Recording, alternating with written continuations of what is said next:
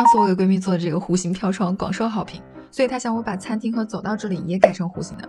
那就是这边两边是弧形，这边弄个单边，因为这儿做不了嘛。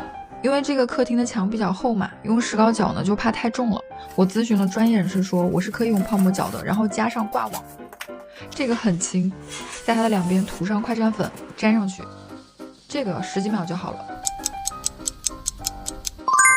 这边也是，还有这边。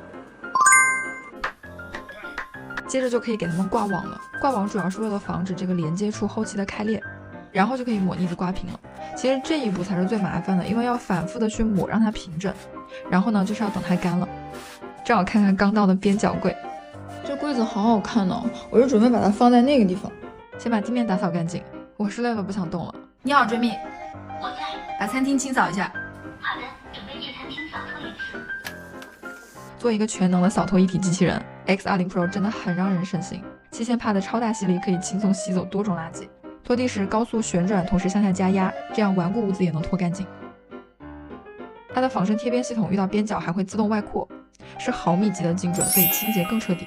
同时会智能判断拖布的脏污程度，用55度的热水清洗两边，拖布比一般的更干净，这样拖地才能真的干净。现在就可以把边角柜放好了。这边我还买了一个转角时钟，它是这种边缘可以发光的。好啦，这就是全部弄完的效果。这个弧形角是不是还蛮出彩的？